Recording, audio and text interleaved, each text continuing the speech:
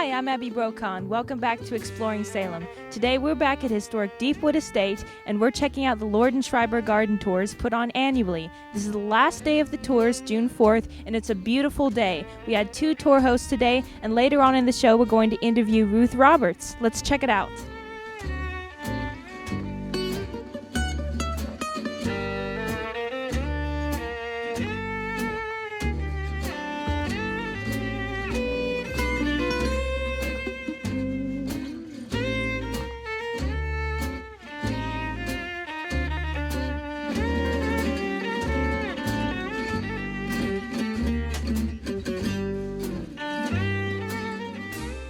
Very hardy. Yes. What plant is this one? That's a hardy geranium. That's geranium. There are a lot of them. And here's another one right next to here. These are not native, but I love the meadow rose. yeah, isn't it pretty? Now we're in the pale yellow area of the border. Flowers are abundant. But these entrance gardens were designed and are maintained by the Deepwood gardeners, and they meet Monday mornings, and they've been working here since 1980.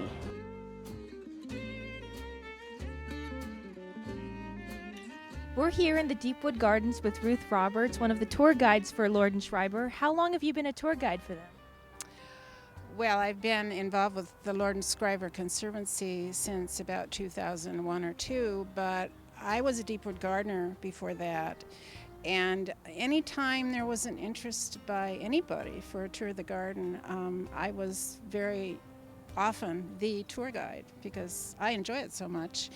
And so I've been doing it since the early 90s.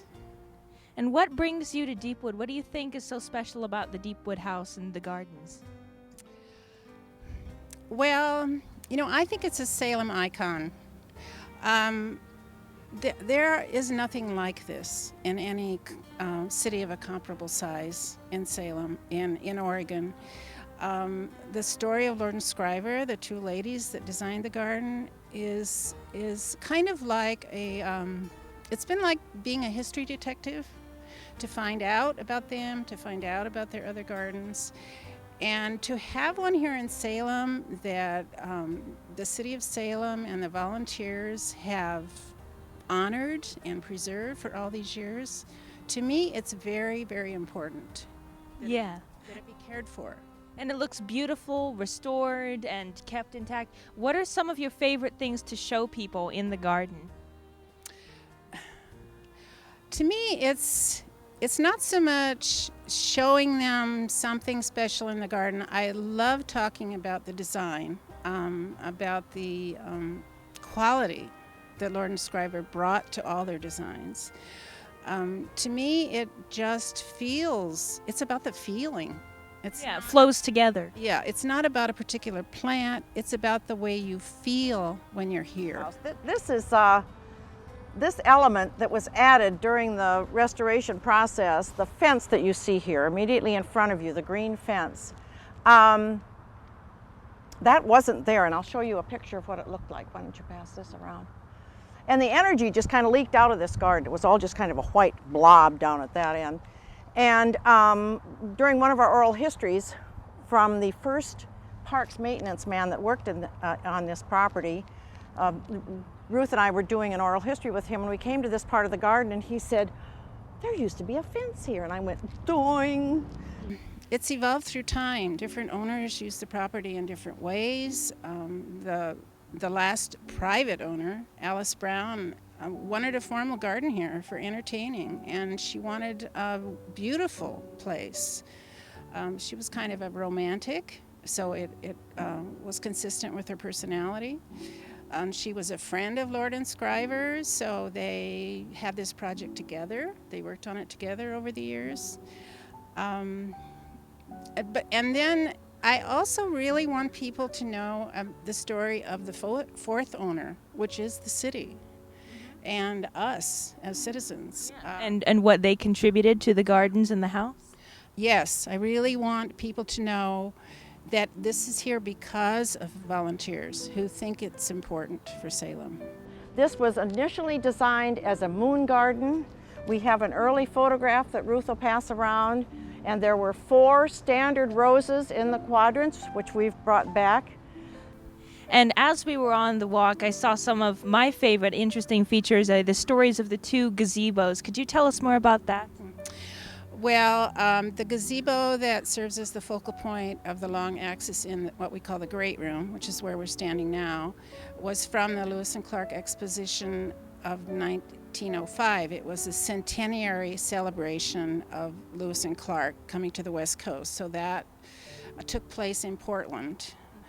And the gazebo was in the Rose Garden there. So Alice Brown was able to acquire it in the late 40s and bring it to her own garden. So it has a wonderful history. And the one that's down in what seems like an unusual place, tell us more about that one. Well, that is the spring house. It's painted blue-green. It kind of nestles in there. In fact, the last tour I took, somebody hadn't even noticed it. It nestles so well in that space. When this property was developed in 1894 by Dr. Luke Port, there was a natural spring at that site, and he had the spring house built. At that time, people could dangle their toes in the spring, but now the spring is no longer coming up there. But the gazebos had a long history. When Alice Brown put the house on the market in the late 60s, she donated that gazebo to the Bush Pasture Rose Garden because she didn't want it demolished. And then when the property was given back to the city in 71 by the citizens that bought it for the city, then the that springhouse gazebo was returned to this garden where it belongs. This is a Lord Schryvver structure, the Ivy Tunnel. Now, you know how we are kind of death on ivy in gardens now. Yeah. Well, back in those days, in these Country Place era gardens, ivy was fairly recent on the market, English ivy. And so this artifice was created, and it blows. What I love about it is it blows the symmetry of this garden, as does the the weeping cherry. So when you view this garden, there's this wonderful artifice that goes off to the right, the Ivy Tunnel. So experience the Ivy Tunnel.